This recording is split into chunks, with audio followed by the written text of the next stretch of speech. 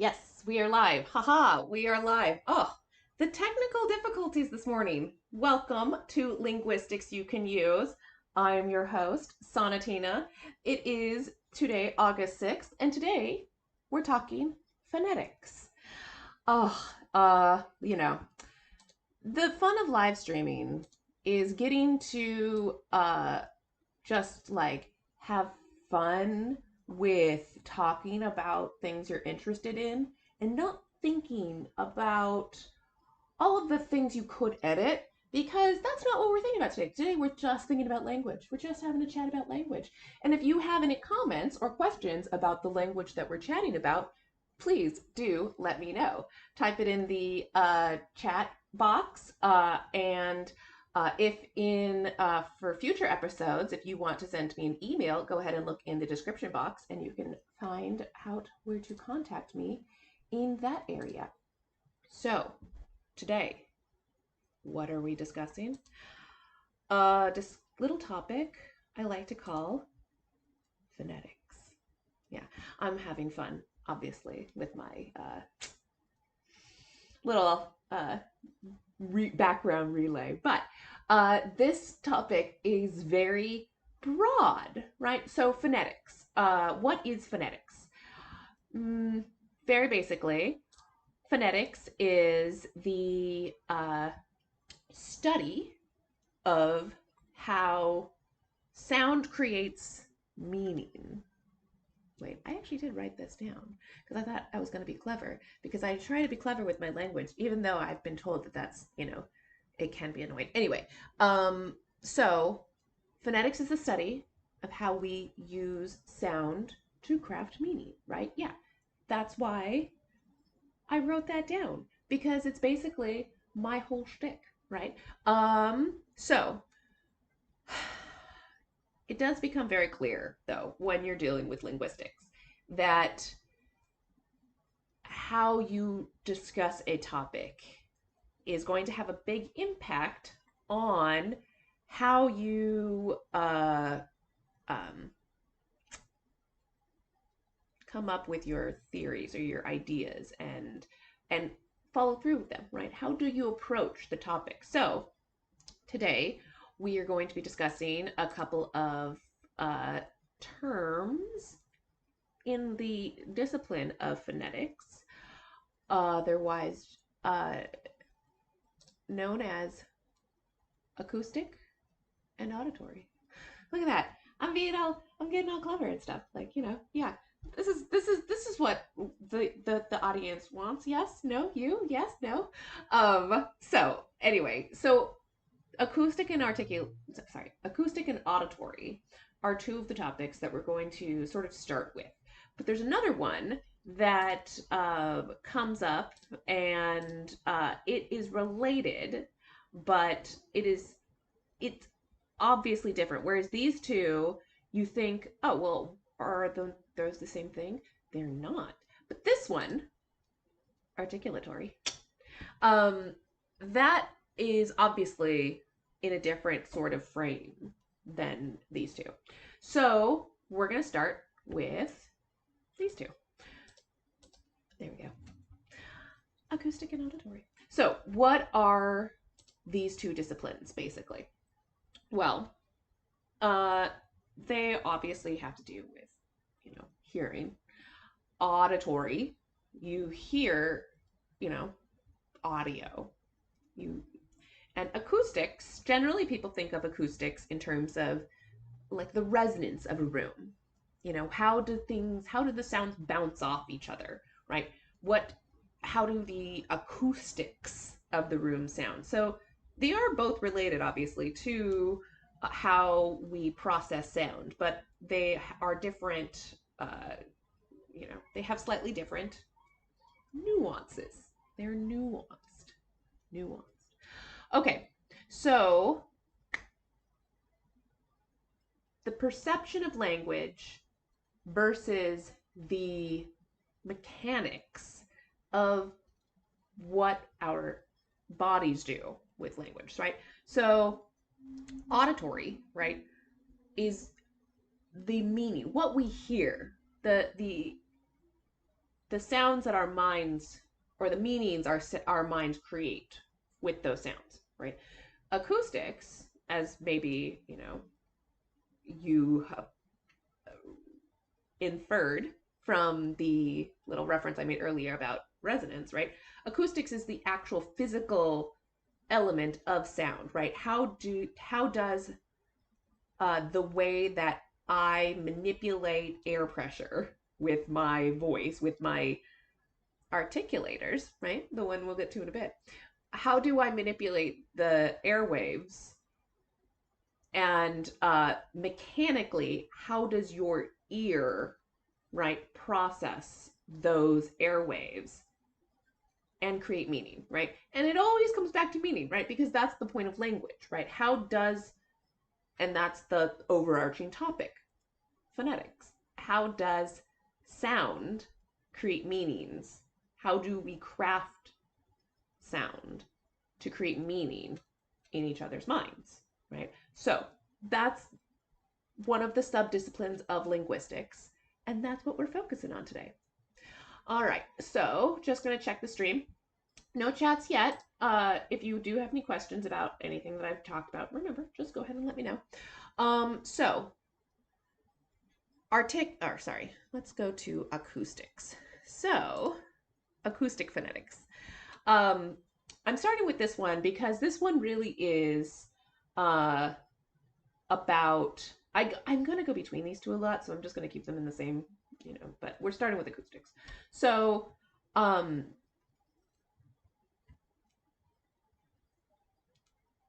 we didn't have a very good way to study acoustics up until kind of the modern era, right?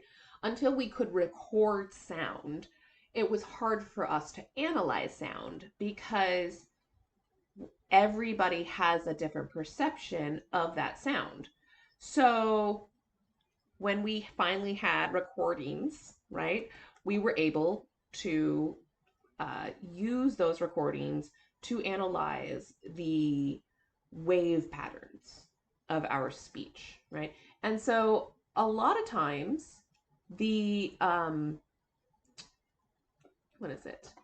the science of acoustics, right, is about the science of how do we change either how we sound or how do we change our environment to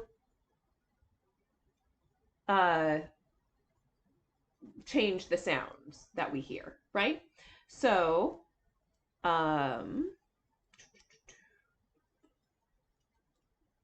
yes, so we have the technical aspect of sound. So,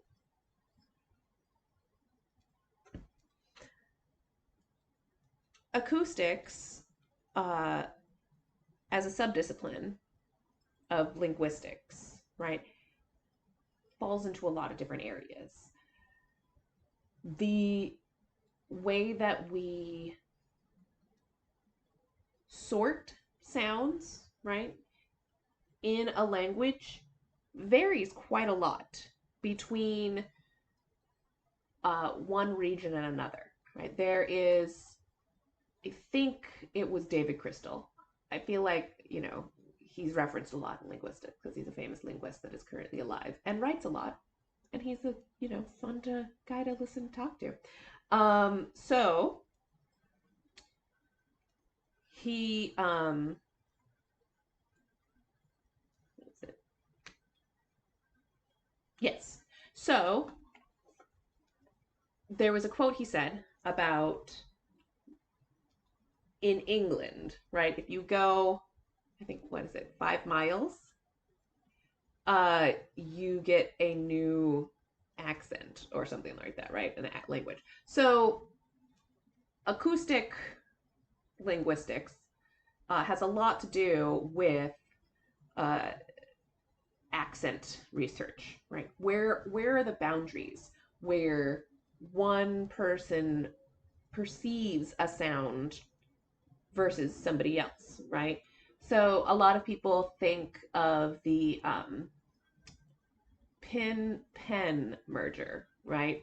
So in a lot of accents in English, there has been a merge in this sound, in this vowel sound between these two words over the last, I don't know, couple hundred years. I'm not sure exactly the details, but on a lot of accent maps, right? This is linguists send out surveys and they have people read a word and say, do you hear this word or this word, right?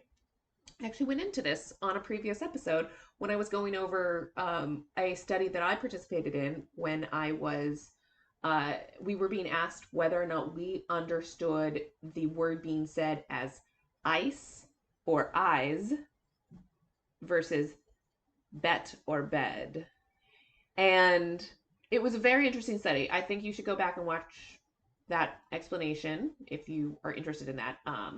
But basically, what the study was trying to figure out was that research had been done, right, on acoustics, on the acoustic way that English speakers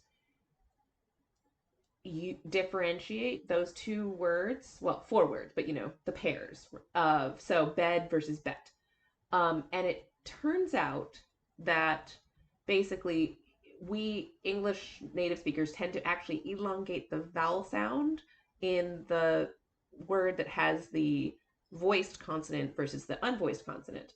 So that triggers our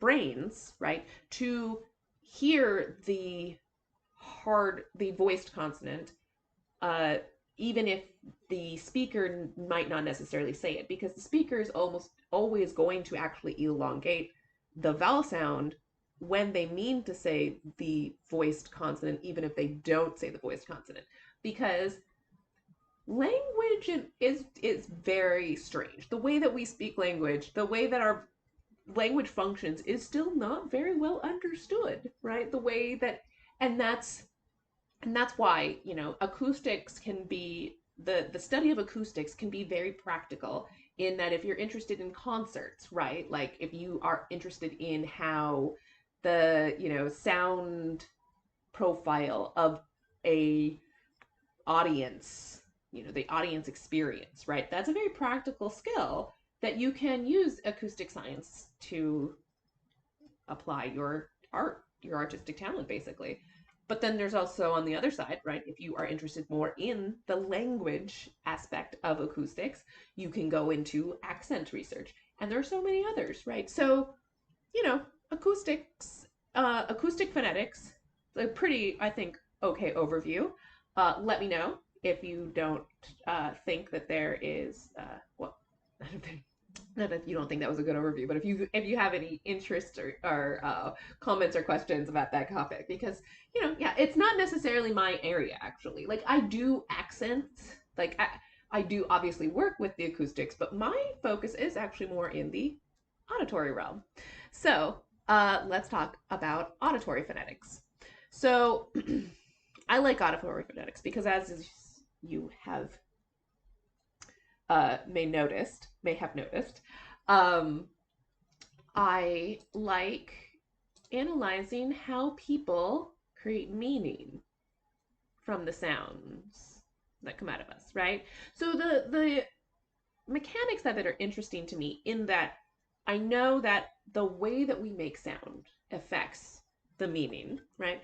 But the actual meaning is different based on the person that hears it, right? So this is get into auditory phonetics, right? So yeah, I feel like acoustics is more like, the talker. It's the science of kind of the talker versus auditory is more of the science of the hearer, right? So obviously, because language is part of our bodies as well as our minds, we have the physical properties, right? The physical aspects of our auditory discipline. So when we perceive sound, it is all relative based on our expectations of what we should hear based on an environment or something like that, right? So how loud somebody is, or how long somebody holds a vowel sound, um, how slow somebody talks, right? All of these things create meaning in our minds for not necessarily what the speaker intended, but what we hear. So, I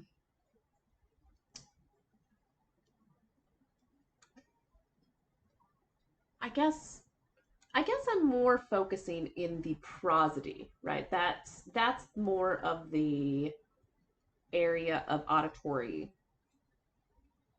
linguistics that I'm focusing on, because that's again the area that I tend to focus on in my whole shtick. Um, so prosody is full of different layers, right? Of meaning. So I'm going to break down that term real quick. So when I talk about prosody, it refers to the way that we use kind of the things I just talked about: rhythm, um, rhythm, intonation, right? Like, so the pitch, intonation and pitch are different, though it's a little bit hard for my brain to like parse them sometimes. I'm sure once I explain it 5 million more times, it will be easy, because our brains are very good at creating new grooves if we help it by practicing something. But so, yes, prosody is made up of these different uh, sub areas, right? So, how fast do I speak? What is my tone? What is my pitch? And what's that final one? Stress. What am I emphasizing? And that's like one of the most important ones. I don't know why I forgot that one. I like starting with emphasis even. So stress, emphasis is incredibly important because it tells our brain, right, what to focus on. And different languages use stress differently, right? So as an English speaker, I'm currently using emphasis by, well, pausing a lot. Part of that is because this is live, and so I'm sort of, you know, extemporaneously trying to compose complex thought into very simple thoughts. So it takes some time for the brain to, like, filter it down. But also, when I do have a thought that I want to make clear, right, like now, I know what I want to say, but I want to make sure that your brain has time to hear all of the words. Plus, this is not my normal rate of speech, right? So when I change the pace that I speak, your brain is like, oh, there's something different. I need to pay attention to that, right? So just right there, by going slow and then fast, it makes the sounds more interesting, right? So often you'll hear people, talking about how monotonous speakers are quite boring because they don't bring their voices up or down. They try and keep their tone very mellow, and it tends to put people to sleep because their brain doesn't really have much to focus on. I'm not giving you much help in terms of how you should focus. I'm actually almost putting my finger into a rhythm, right? I'm you can't see, but I've noticed that when I started to speak in this little cadence, my fingers wanted to start tapping out a rhythm. That's not interesting. Sorry about that, right? That's one of those, well, that's like the meditative ASMR videos, right? Like, and that's the power of auditory linguistics, right? That it you can say the same things, right? Now that I'm still talking about speed and tone, kinda, right? But I'm doing it very excitingly because I find it interesting, and I express that interest by modulating, by changing the pitch, modulating the pitch of my voice, because I know part of the way that we express excitement in English is by going high pitched, right? We're really excited. It's almost in, what's that term? You know, when you can't stop doing something. You know what I'm thinking of. Anyway, um, so involuntary. Ha ha ha. So we get really excited, right? Our voices tend to go higher, even if we have a low voice. You know, even if our voices tends to be naturally low, and I tend to be naturally an alto, right? Like my natural, more comfortable speaking voice is about at this. You know, when I'm talking to myself, I usually am speaking at about this pitch. But I get excited when I'm around people, and so my voice tends to go higher. Also, there is a tendency, right, for women, and I don't know how cross cultural this is. I don't know what necessarily if it's the socio.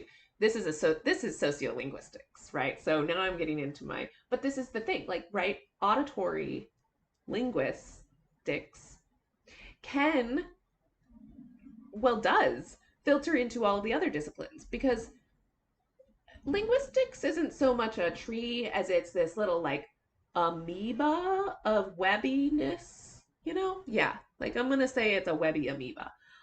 So like all of the disciplines are touching each other at the same time in various ways, and it's hard to separate, right, what you're kind of studying. You know, generally what you're not studying, right? So, um, anyway, let's get back to auditory linguistics because that's what we're focused on today. We're focusing.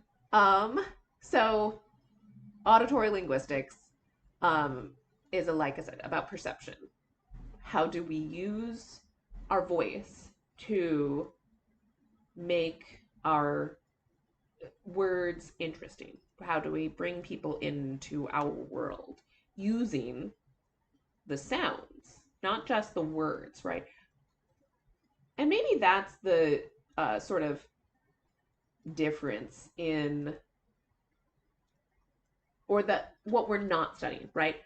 I'm not talking about syntax today, right? Syntax is when you're studying like the structure of sentences. I think that's literally what syntax means. So I'm not studying this I'm not studying syntax today, right? But obviously the way that I use my voice is related to the syntax, because I can't speak without using sentences to help you understand me. And sentences, you know, syntax is the study of sentences. So even though I'm technically like analyzing what I'm saying from an auditory perspective by like the tone and, you know, volume and all that stuff, I'm still studying the syntax because I'm analyzing the sentence, right?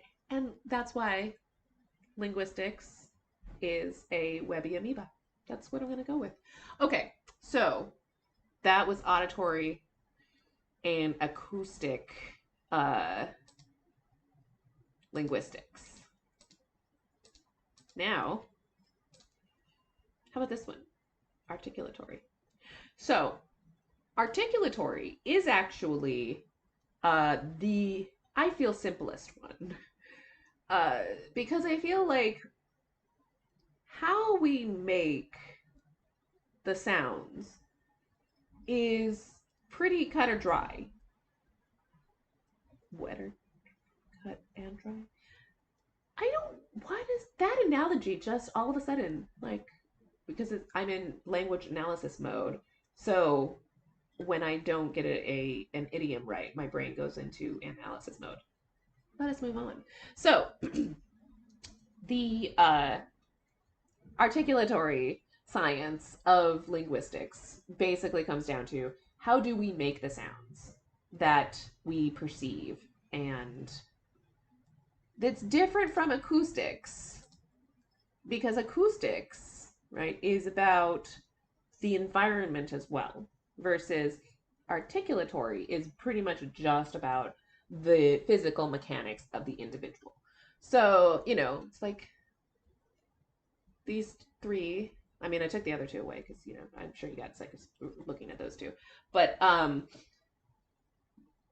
I forgot that little thing is on the channel. Anyway, so, I'm going to fix that real quick then so that you can see the whole word, because this is a live stream and I can do that.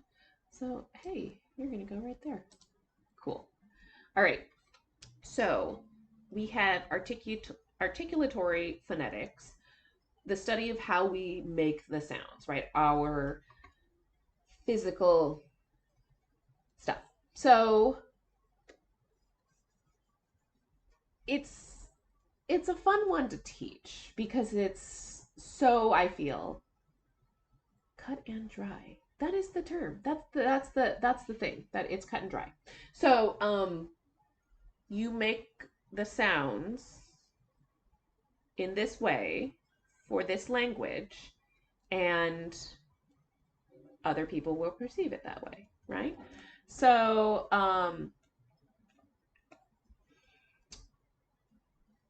except, of course, that's not how language works. It's never how language works. So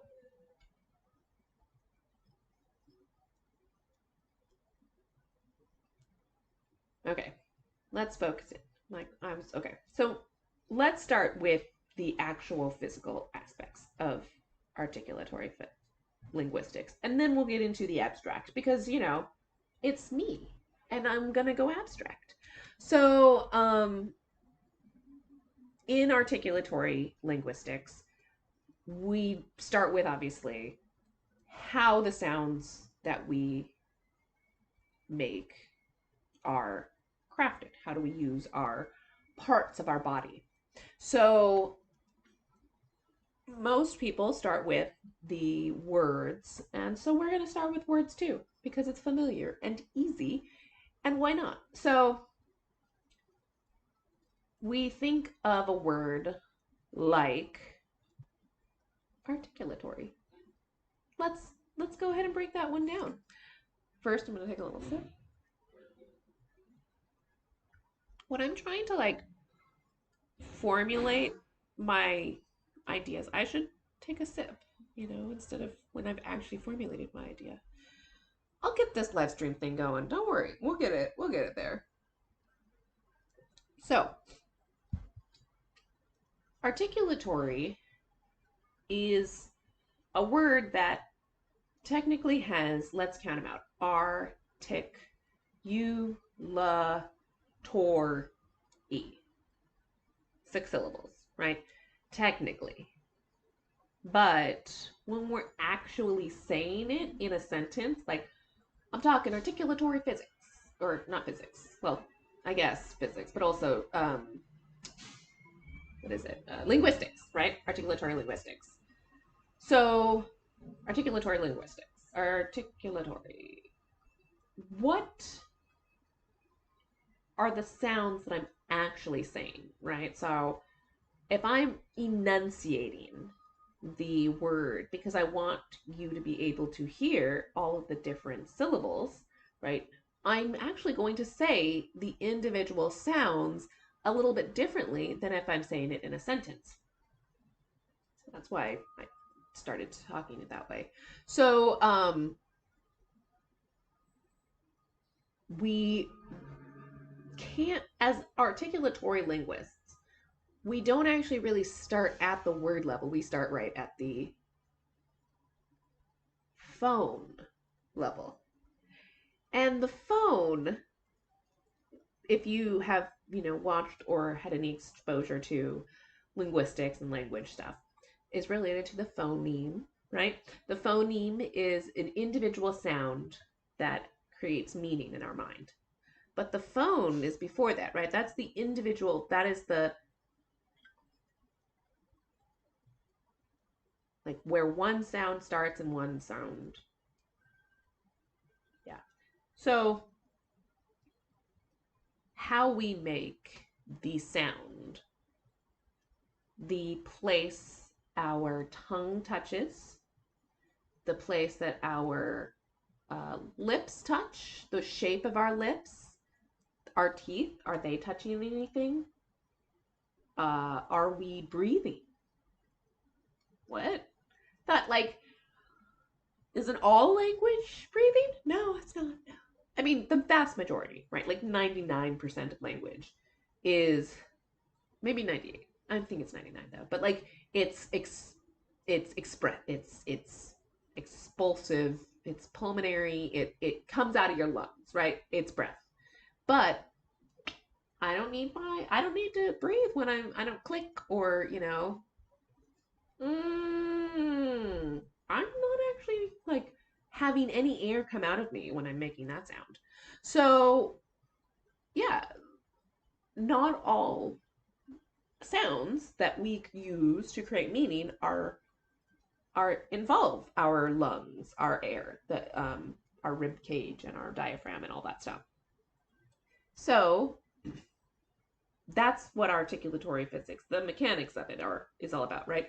What parts of our body are engaged in creating meaning, and that actually comes into the discipline of signed languages, which I do not teach nor know much about. I can fingerspell a little, but like I probably shouldn't because it's probably very well. I mean, I will because I want to make sure that I'm understood by somebody, but like it's not going to be pretty. But yes, articulatory linguistics in signed languages are generally about, right, the shapes of the hands. Are you using two or one, right? So in much the same way, like what parts of the body are engaged like with our air, right? For spoken languages, are we using air? Is it coming out or coming in? Going out or coming in? That's the proper grammar. So in signed languages, right? Are the hands moving out or coming in, moving in?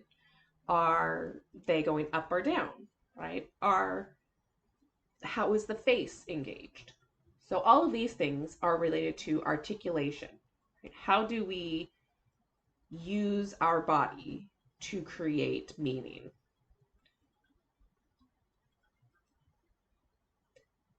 This is further broken down, since everything in language is always further broken down, into subdisciplines based on the areas of the body that we're speaking of, or the areas of language we're talking about, right? You can go through either branch. The amoeba web of language will bring you, linguistics will bring you back to articulatory linguistics. So, which branch did I want to start with? Oh, my notes. I'm going to make better notes one of these days. So,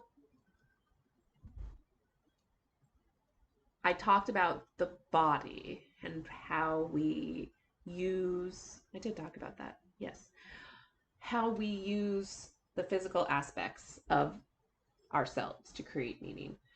Oh, and then now we're going lower. So, yes, what part of your body, right, is engaged? So that's one part of the discipline. Are your lips? Is your lungs? The other part is how do we group those categories of body engagement? If that makes sense, let me know. how do we engage our body in making language? Linguists categorize them in different ways. So, for instance, vowels and consonants, right? Everybody knows what vowels and consonants are. If you don't, I have videos that will take you through the whole vowels and consonants of English. Very old, forgive the quality. But yeah, so vowels basically are categorized as sounds that we make without any obstruction of our articulators for the air coming out of us, right? So,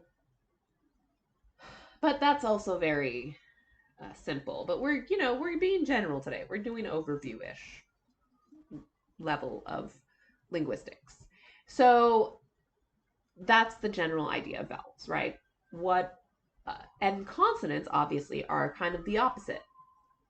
They are sounds where we do use different parts of our body to create channels for the air to make different sounds to create meaning, right? So taking the first aspect of, what part of our body are we engaging in making the sound? So for our lips, we have sounds that are called labials, right? Because labial is Latin for lip, or it's close enough, right? And most science terms, the majority of science terms currently in use are Latin based because we are still existing in, the end of an era where most people use Latin terms to talk about science stuff. So, labials, labial, lips. So when we make sounds with our lips, they're called labials, and they can either be, monolabial or bilabial.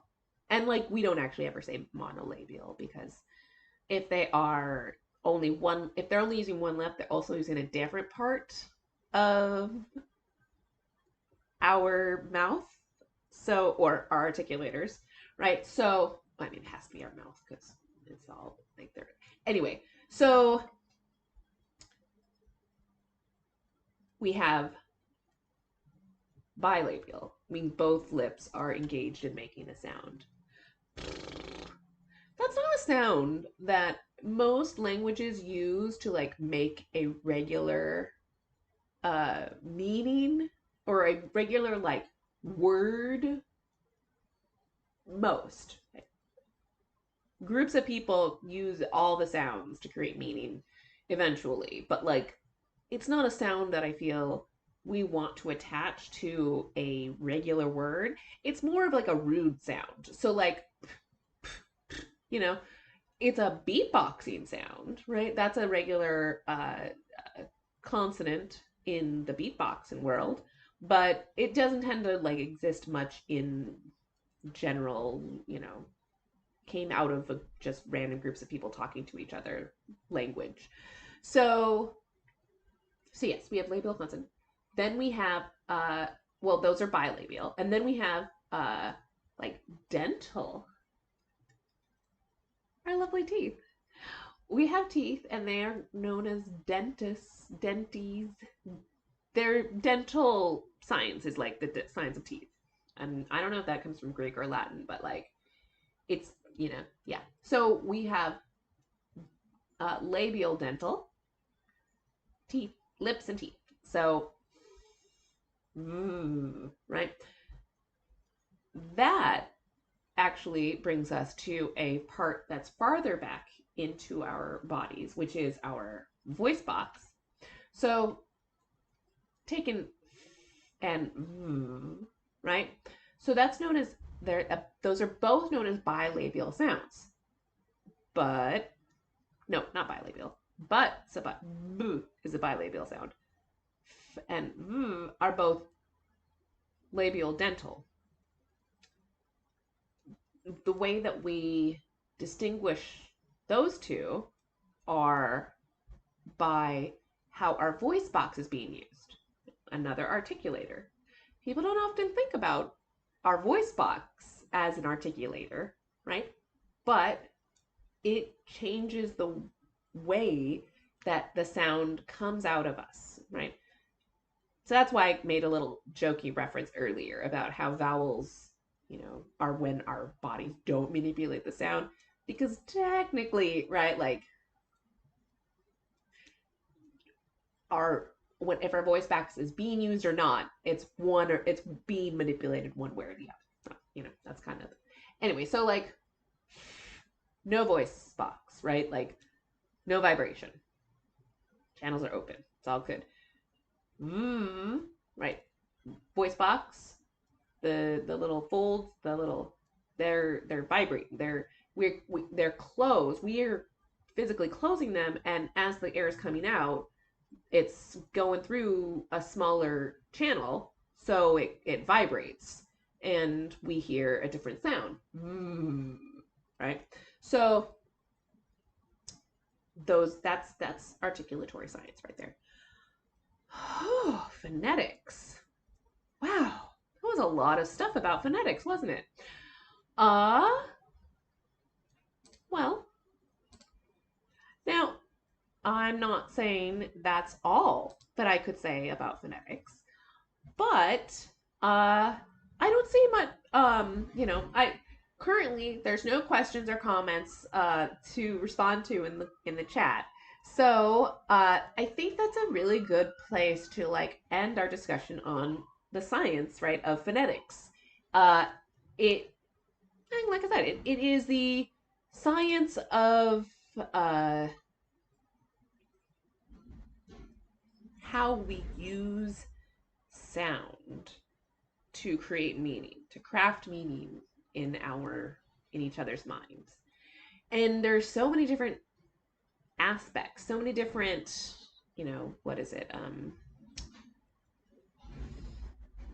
angles of attack, angles of focus that you can drill in on. I can go through so many different analogies and belabor them all. And so, the overview that I gave today is very general, but as you see, the way that you can combine, right, how our articulators create meaning versus how our ears process sound so that a person who is standing in a bowl can be heard by thousands of people without any amplification, right? So that refers to how acoustic science actually goes back to ancient times, because groups of people caught on very quickly that the environment around them had a big impact on the sounds that came out of them. So once they figured that out, they started to design spaces that made it easier to hear each other. Because if there's one thing about people, it's that we like talking and we like hearing each other talk. Not always all the same time, not always the same people, but those two activities are basically what it means to be people. And on that note, we're going to say goodbye for this week and Linguistics You Can Use. I'm your host, Sonatina. I hope you join us next week. Let me know if there's a language or linguistic topic that you're interested in discussing, and perhaps it will be featured on one of the episodes. Now, how about you get out there and have some fun crafting sound meaning?